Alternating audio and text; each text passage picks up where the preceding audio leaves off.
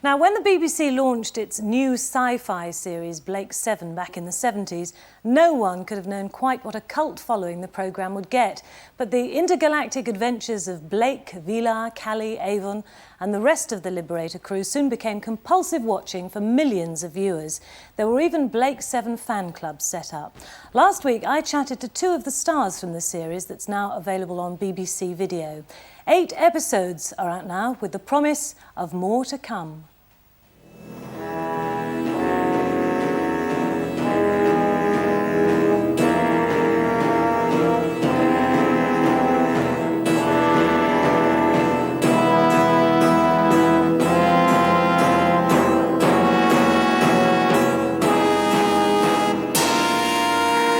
Where is Space Commander Travis? He was due here 1 hour ago. His ship is locked into the station's flight grid. He will dock at precisely 1823. Good.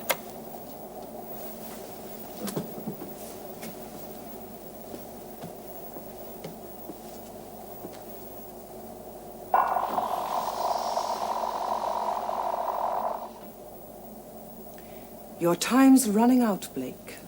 Your time and your luck.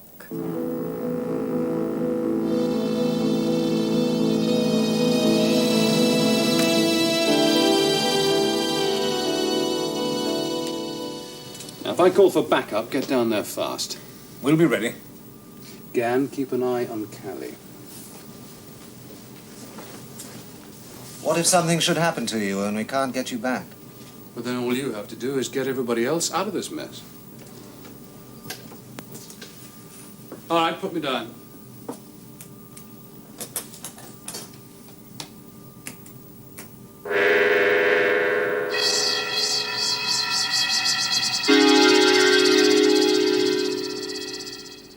Ladies and gentlemen, please welcome the captain of the Liberator, Blake alias Gareth Thomas, and his arch-enemy, the leader of the Federation, Servalan, or Jacqueline Pearce.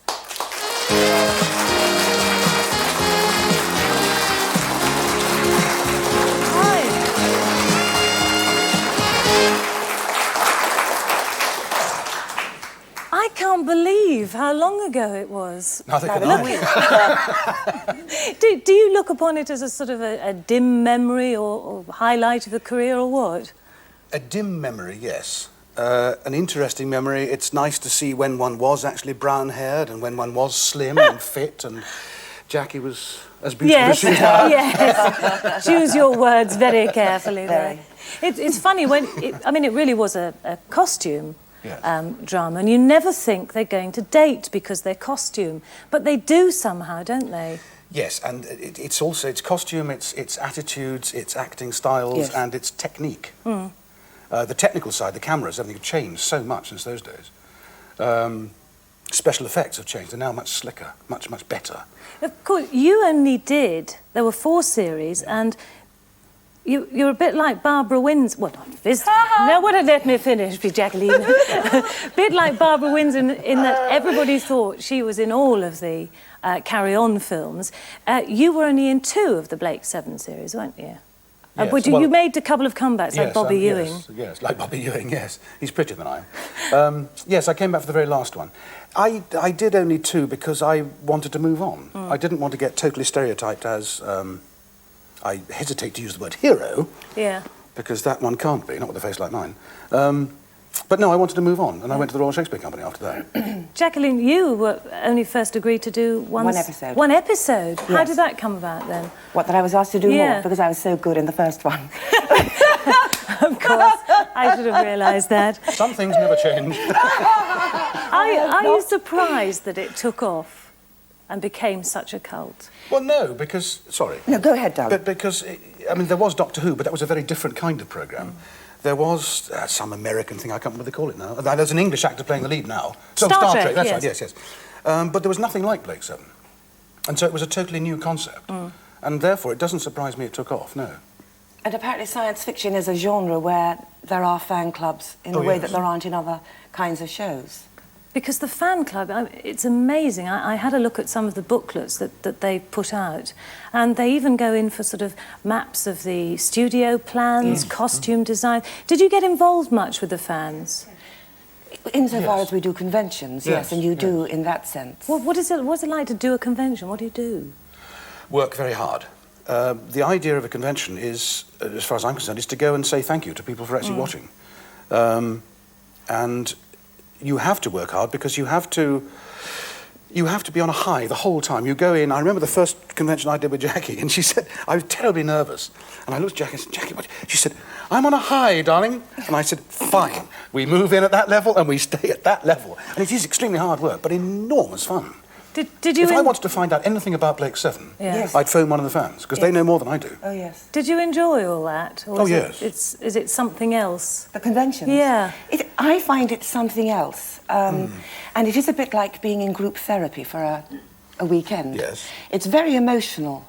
People react to it in a very emotional way.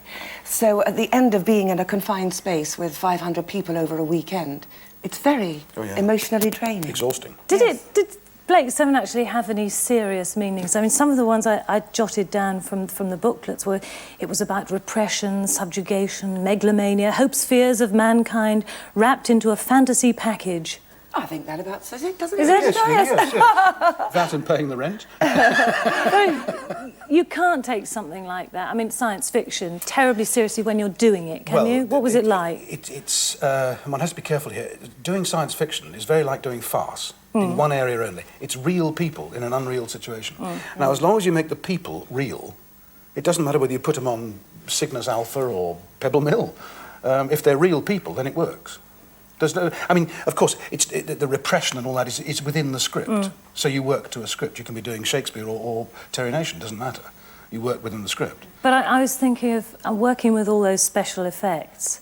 I mean, that must be an absolute nightmare. I mean, they're not always there. Let's face it, they're not always there, and you're looking literally into Sometimes space. they are there. We've got a few props here lent by the fan club. I can't actually remember what these are. Does that ring a bell with you? Thank you. I was going to say, honestly, I thought BBC weren't allowed to do that. What is it? Well, I'll tell you one thing. Yeah. It works. The original ones didn't. Yes. We used to stand and go, sorry, can we do that again? Sorry. And it never worked. It used to be a gun, and you're talking about special effects. We used to stand there and point it at someone and go like that, and a little light would come up, which would show up on the box. It doesn't actually say now, does it? Not really, no. Not really. And then they would put special effects on after that. Draw it on or whatever.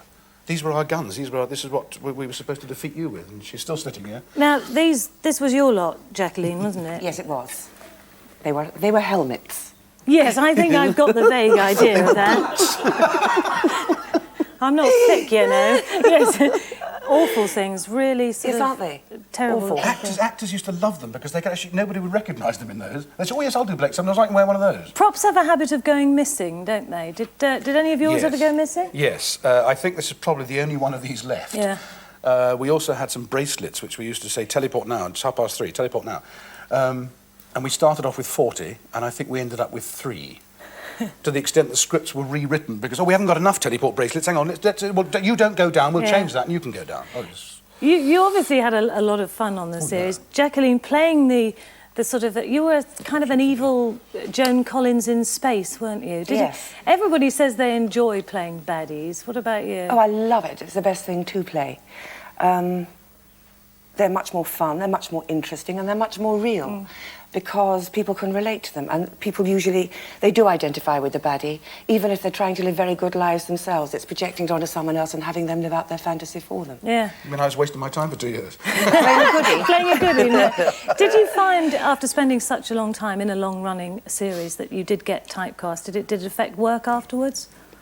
No, because if you're doing something like science fiction, it can't really affect your work afterwards.